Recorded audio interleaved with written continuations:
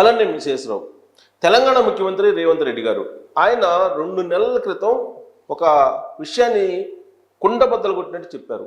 ఏంటి అని అంటే రాబోయేటువంటి రోజుల్లో బీఆర్ఎస్ పార్టీ ఉండదు, అది బీజేపీ తోటి విలీనం అయిపోతుంది. ఉపరాష్ట్రపతిగా కేసీఆర్ గారు, కేంద్ర మంత్రిగా కేటీఆర్ గారు, కవితకు రాజ్యసభ ఏదోటి ఇస్తారు అనేటువంటి విషయాన్ని చెప్పారు. బీజేపీలోకి రాష్ట్ర బాధ్యతలను హరీష్ రావుకు అప్పచెప్తారు అనేటువంటి ఒక ఈక్వేషన్ని రేవంత్ రెడ్డి గారు చెప్పడం జరిగింది. మరి నిజంగా ఆ ఈక్వేషన్ ప్రకారం పాలిటిక్స్ కనిపిస్తున్నాయనంటే ఆ రోజు నుంచి గమనిస్తే బీఆర్ఎస్ పార్టీ చేస్తున్నటువంటి ఎత్తుగడలు కానీ, బీఆర్ఎస్ పార్టీ చేస్తున్నటువంటి అడుగులు కానీ ఆ దిశగా పడుతున్నట్టుగా కాంగ్రెస్ పార్టీయే చెప్తుంది. కాంగ్రెస్ పార్టీ లీడర్లు కూడా చెప్తూ ఉన్నారు. ఈ మధ్యకాలంలో మనం చాలా క్లియర్గా బీఆర్ఎస్ పార్టీ రాజకీయ పరిణామాలను కనుక గమనిస్తే కనుక కాంగ్రెస్ పార్టీ మీద పోరాడుతుంది తప్పితే బీజేపీ తోటి సఖ్యతగా ఉన్నట్టు కనిపిస్తూ ఉంది.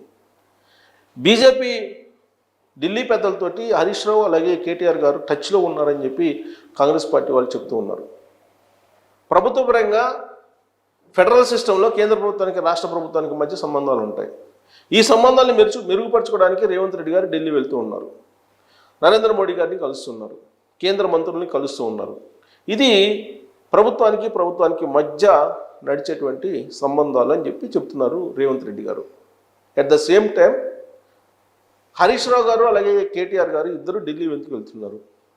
ఢిల్లీలో బీజేపీ పెద్దలను ఎందుకు కలుస్తున్నారు, కేంద్ర మంత్రులు ఎందుకు కలుస్తున్నారు అనే దానికి సమాధానం కావాలని చెప్పి రేవంత్ రెడ్డి గారు అడుగుతూ ఉన్నారు. అంటే రాబోయేటువంటి రోజుల్లో బీజేపీ తోటి కలవడమా లేదా పొత్తు పెట్టుకుని వెళ్ళటమా, ఈ రెండిట్లో ఏదో ఒకటి అయ్యేటువంటి అవకాశం ఉంది అని చెప్పి రేవంత్ రెడ్డి గారు చేస్తున్నటువంటి వ్యాఖ్యల ఆంతర్యం కనిపిస్తోంది. కానీ రేవంత్ రెడ్డి గారు అయితే బీఆర్ఎస్ పార్టీ విలీనం బీజేపీలో అనేటువంటిది చాలా స్పష్టంగా చెప్తూ ఉన్నారు. కాకపోతే ఇప్పుడున్నటువంటి పరిస్థితుల్లో ఆయన చెప్పింది అంత ఈజీ కాకపోవచ్చు. ఎందుకంటే బీఆర్ఎస్ పార్టీకి ఇప్పటికి కూడా 18% ఓట్ బ్యాంక్ ఉంది. ఒకవేళ అధికారం కోల్పోయినప్పటికీ కూడా మొన్న లోక్సభ ఎన్నికల్లో ఆ పార్టీకి వచ్చినటువంటి ఓటు శాతం 18. ఎంపీలు ఎవరు గెలవలేదు, ఎంపీలు గెలవకపోవచ్చు, కానీ ఓట్ బ్యాంక్ మాత్రం ఆ పార్టీకి ఉంది. రీసెంట్గా ఎమ్మెల్సీ ఎన్నికలకు దూరంగా ఉండొచ్చు, రాబోయేటువంటి రోజుల్లో స్థానిక సంస్థల ఎన్నికలకు కూడా దూరంగా ఉండొచ్చు.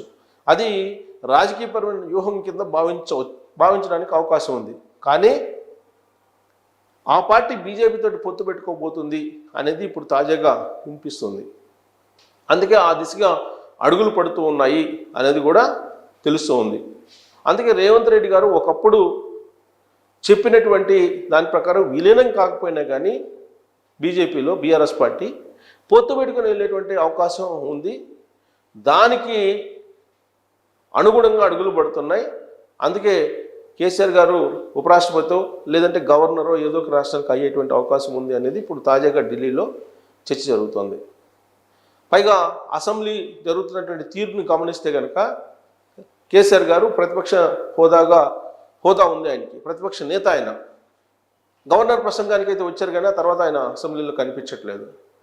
ఆయన ఫామ్ హౌస్ని వీడి రావట్లేదు గత కొన్ని నెలలుగా. దాదాపు ఆయన ప్రభుత్వం పోయి కూడా దాదాపు సంవత్సరం పైన అవుతుంది. అప్పటి నుంచి ఇప్పటి వరకు కూడా యాక్టివ్ రోల్ ఎక్కడా కనిపించట్లేదు చట్టసభల్లో.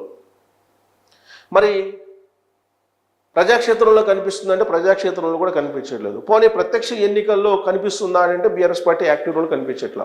ఎందుకంటే ఎమ్మెల్సీ ఎన్నికల్లో గ్రాడ్యుయేట్ అనే ఎలక్షన్స్ జరిగినాయి గ్రాడ్యుయేట్ నియోజకవర్గానికి, అలాగే టీచర్స్ నియోజకవర్గానికి జరిగినాయి. టీచర్స్ నియోజకవర్గంలో కానీ గ్రాడ్యుయేట్ నియోజకవర్గంలో కానీ ఎక్కడ కూడా బీఆర్ఎస్ పార్టీ ప్రత్యక్షంగా కనిపించలేదు. మరి ఎవరికి సపోర్ట్ చేసింది ఆ పార్టీ అంటే బీజేపీకి సపోర్ట్ చేసింది. అందుకే బీజేపీకి సంబంధించిన అభ్యర్థులు గెలిచారని చెప్పి రాజకీయ క్షేత్రంలో ఉన్నటువంటి వాళ్ళు ఎవరైనా చెప్తారు. దీన్ని బట్టి రేవంత్ రెడ్డి గారు ఒకప్పుడు చెప్పింది నిజమే కదా అనేటువంటి అభిప్రాయం కలగక మానదు. మరి ఇప్పుడు యాక్చువల్గా జేకేతనం సభ జరిగింది పిఠాపురంలో, పవన్ కళ్యాణ్ గారు మాట్లాడారు. మరి పవన్ కళ్యాణ్ గారు మాట్లాడి రాబోయేటువంటి రోజుల్లో మేము తెలంగాణలోకి ఎంటర్ అవుతాం అనేటువంటి సంకేతాలు ఇచ్చారు. దాని మీద రెస్పాండ్ కాలేదు ఇంతవరకు బీఆర్ఎస్ పార్టీకి సంబంధించినటువంటి నేతలు. జనసేన పుట్టింది తెలంగాణలో, జన్మభూమి తెలంగాణ జనసేన పార్టీకి, కర్మభూమి ఆంధ్రప్రదేశ్ అని చెప్పి అంటున్నారు పవన్ కళ్యాణ్ గారు. అంటే రాబోయేటువంటి రోజుల్లో జన్మభూమి తెలంగాణకి రాబోతుంది, జనసేన బలపడబోతుంది అనేటువంటి సంకేతాలని పవన్ కళ్యాణ్ గారు ఇచ్చారు. అంటే రాబోయేటువంటి రోజుల్లో కూటమిగా ఏర్పడి Telugu Desam party, Janasena, BRS party, BJP ఇవి మొత్తం కూటమిగా ఏర్పడి కాంగ్రెస్ పార్టీని గద్దె దించడానికి ప్రయత్నం చేస్తున్నారు అనేటువంటి అనుమానం కూడా కలిగేటువంటి ఛాన్సెస్ ఉన్నాయి. అనుమానం రాక తప్పదు. రాజకీయాల్లో జరుగుతున్న పరిణామాలను కనుక గమనిస్తే మరి బీఆర్ఎస్ పార్టీ గతంలో ఎవరైనా సరే చంద్రబాబు నాయుడు గారు తెలంగాణ గురించి మాట్లాడితే తెలంగాణ గురించి మీకు ఎందుకు, మీరు పోయి ఆంధ్రాలో చూసుకోండి అనేవాళ్ళు. కానీ పవన్ కళ్యాణ్ గారు మాట్లాడినా కానీ అదే మాట్లాడేవాళ్ళు. పవన్ కళ్యాణ్ గారిని ఒకప్పుడు అతనెవరు అని చెప్పి ఆయన వ్యాఖ్యానం చేసి కించపరిచినటువంటి సందర్భం కూడా ఉంది కేసీఆర్ గారు. ఆ తర్వాత కేటీఆర్ గారు ఆకాశానికి ఎత్తారు పవన్ కళ్యాణ్ గారిని. ఆకాశానికి ఎత్తి పవన్ కళ్యాణ్ గారి లాంటి యాక్టర్ కానీ, పవన్ కళ్యాణ్ గారి లాంటి పొలిటీషియన్ కానీ ఉండరు, అద్భుతమైనటువంటి పొలిటీషియన్, అంతకు మించినటువంటి పొలిటీషియన్ ఉంటారని చెప్పి నెత్తికెత్తుకున్నారు కేటీఆర్ గారు. అంటే 2 షేడ్స్ అటు కేసీఆర్లో ఇటు కేటీఆర్లో చూడొచ్చు మనం పవన్ కళ్యాణ్ గారి విషయంలో. మరి ఇప్పుడు జయకేతనం సభలో పిఠాపురంలో తెలంగాణ గురించి మాట్లాడారు. తెలంగాణకు రాబోతున్నామని చెప్పి చాలా క్లియర్గా చెప్పారు. గద్దర్ని ఉదాహరణగా చెప్పారు. గద్దర్ భావజాలంతో తెలంగాణలోకి ఎంటర్ కాబోతున్నామని కూడా పవన్ కళ్యాణ్ గారు పరోక్షంగా సంకేతాలు ఇచ్చారు. మరి ఎందుకు బీఆర్ఎస్ పార్టీ వాళ్ళు ప్రత్యేకించి కల్వకుంట్ల ఫ్యామిలీ మాట్లాడట్లేదు? కల్వకుంట్ల ఫ్యామిలీ ఎప్పుడు తెలంగాణ గురించి మాట్లాడినా చంద్రబాబు నాయుడు గారి మీద, పవన్ కళ్యాణ్ గారి మీద ఎగిరిపడేవాళ్ళు. మరి ఇప్పుడు ఎందుకు మాట్లాడట్లేదు? అంటే రాబోయేటువంటి రోజుల్లో కలిసి నడవడానికి సిద్ధపడుతున్నారు. అదే జరిగితే రేవంత్ రెడ్డి గారు ఒకప్పుడు చెప్పారు కదా, కేసీఆర్ గారు దుకాణం బంద్ అవుతుంది, బీఆర్ఎస్ పార్టీ క్లోజ్ అవుతుంది, బీజేపీలో కలవబోతూ ఉన్నారు కేసుల నుంచి బయటపడటానికి అనేది ఆయన చెప్పారు.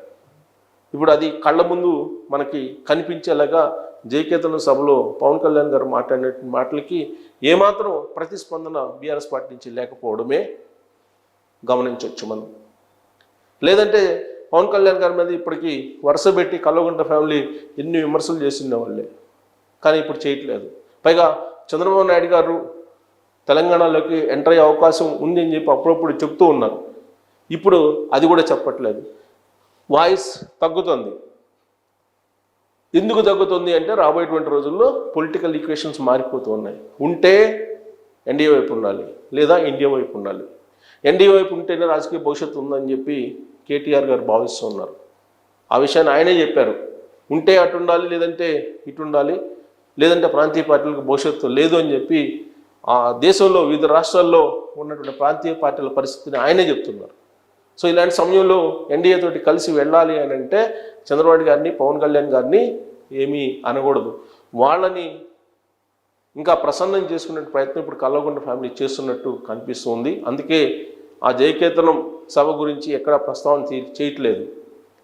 అంటే దాని అర్థం రాబోయేటువంటి రోజుల్లో కలిసి వెళ్ళటమా బీజేపీ తోటి, లేదా విలీనం కావటమా, ఏదో ఒకటి జరుగుతుందని చెప్పి రేవంత్ రెడ్డి గారు ఎప్పుడైతే చెప్పారో దాదాపు 2 నెలల క్రితం, అది ఇప్పుడు నిజం కాబోతుందని చెప్పి మనం ఎక్స్పెక్ట్ చేయొచ్చు, భావించవచ్చు, విశ్లేషణ చేసుకోవచ్చు. అందుకే రేవంత్ రెడ్డి ఒక రాజ్యాంగాన్ని రాసి ఆ రాజ్యాంగాన్ని ఎప్పుడో చెప్పారు 2 నెలల క్రితం. అదే నిజం కాబోతుందా అనేది ఇప్పుడు చర్చ జరుగుతున్నటువంటి క్రమంలో రాబోయేటువంటి రోజుల్లో కల్వకుంట్ల ఫ్యామిలీ, బీఆర్ఎస్ పార్టీ ఏం చేయబోతుంది అనేది కామెంట్ రూపంలో మీ అభిప్రాయాన్ని తెలియజేయచ్చు. Thank you.